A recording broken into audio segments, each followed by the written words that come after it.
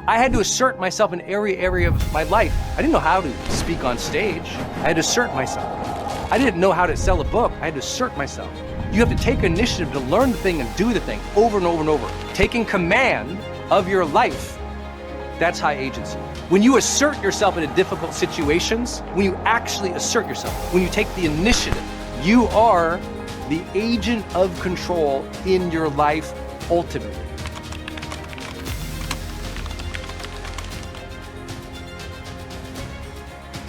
You have within you that ability to assert yourself into the world.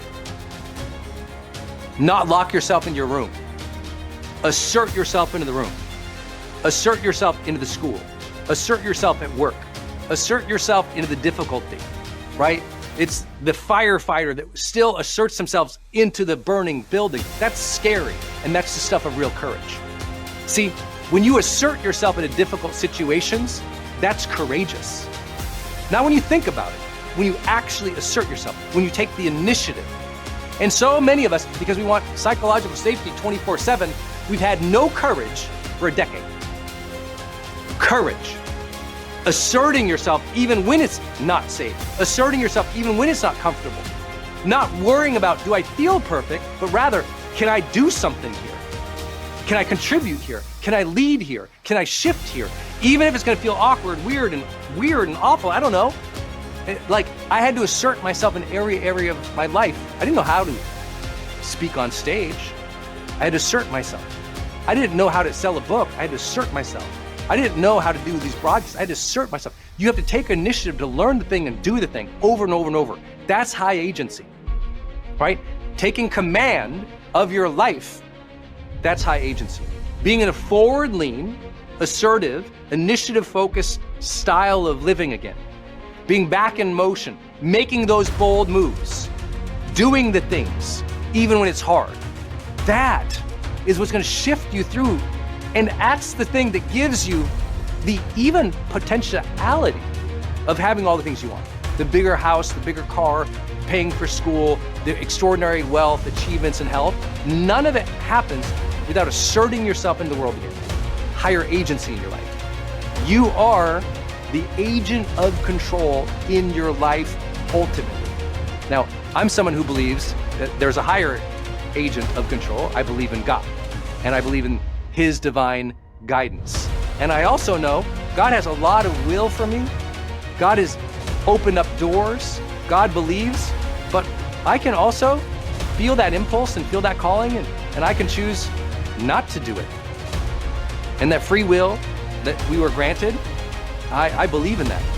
I believe I can let myself and my God down. I actually believe I can. I believe that I can hear a calling and I can fight against it and resist against it for years. Even though He's cheering me on, even though He's opening doors. And now I know not everyone believes in that or that approach to life or even that type of faith. But I believe that there is something divine and bigger than me. But I gotta participate. I gotta participate, man. And some of you, you've been fighting your greatness for a really long time. You've been fighting those grander impulses to contribute and to lead and to give and to start something. You've been fighting. You've been your own worst enemy, even though you had the knowledge, the wisdom, and the calling. And only one thing I've ever seen break it: conviction. What is conviction? Forgive me for being a little high performance guy, but I think it's important to break down terms for people. Most people don't know what I mean by conviction. So, and I know we have a worldwide audience, so let me just break it down in my style. It might not be, textbook conviction. But I believe most people who have ambitions and they take initiative, but they don't break through, they didn't have the conviction there. What is conviction? Well, I think conviction can be broken down into three parts. The first part about conviction is really the answer to a what-if statement. In psychology or my coaching business, we would call this expectancy, right? All motivation and all conviction rests on expectancy. What you expect will happen. Well, in your brain, the way your brain forms what I expect will happen is the simple and elegant phrase of what if. Your brain asks the question, what if I do this? How will it turn out? What if it turns out positive, or what if it turns out negative, is the foundation of expectancy and conviction. So to have high conviction about something, I expect it will turn out well. I expect the what if will be a positive statement. What if this is the breakthrough? What if this earns me more? What if she says yes? What if I get that first sale? What if 1 out of 1,000 say yes? What if I do this and it turns it all around? What if, and it's positive? What if, and it's positive? Most people lack conviction in their life because their what if statement has a negative conclusion. What if I'm not enough? What if they don't like me? What if the resources don't show up? What if they let me down? What if I'm a loser? What if followed by negative statement, negative statement, negative statement over and over and over and over again, and they wonder why there's no belief, no fire, no conviction. Their expectancy is negative versus positive and generative. When your expectancy goes, oh, it's gonna turn out well, and I can keep generating that over and over and growing from that positive outcome, then why try? Why not just stay home? Why give anything of myself if I believe things are gonna turn out bad? And that's true for a lot of people. Their expectancy is negative, so there's no conviction. Their mindset is negative and pessimistic because they're not doing this daily stuff of feeding your brain with positive inspiration, self-improvement, personal development, professional development. I'm somebody, I have to listen to it a lot because my mind can take over and go in other places that are not helpful, that take away my conviction. So I said there's 3 parts in conviction. Number 1 is expectancy. What if, followed by a positive, generative, powerful statement.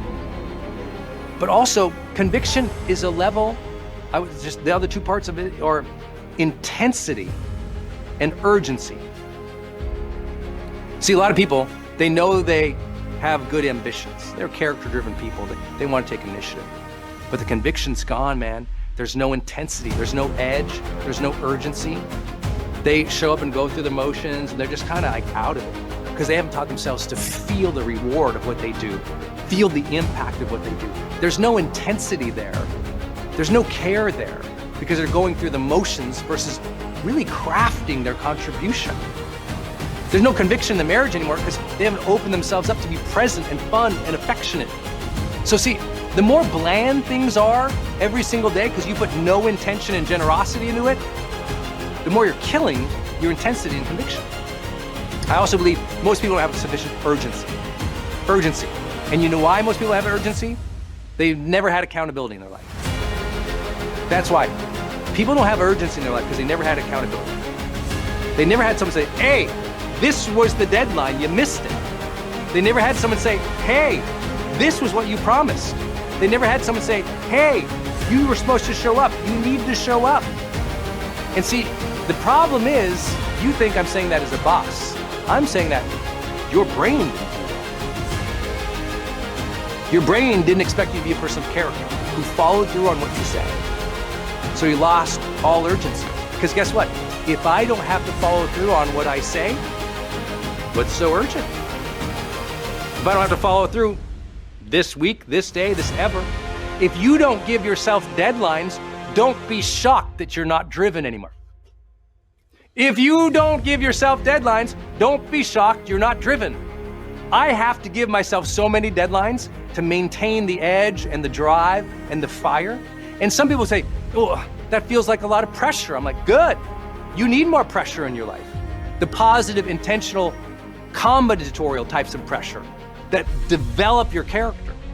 Because that kind of pressure that's chosen and willed, that you give yourself that sense of urgency, that kind of pressure makes diamonds, baby. Other people, they don't give themselves any pressure. They're a lump of coal their whole life, hoping that some external meteor is gonna hit them and give them some pressure to manifest the beauty in themselves. I'm like, no. You give yourself that pressure. You have to give yourself that pressure. That stuff of personal will, effort, and agency. When you have that, that's the stuff of urgency. And we have that urgency. It's like a different thing. It's a very different thing. And you deserve to have that sense of urgency.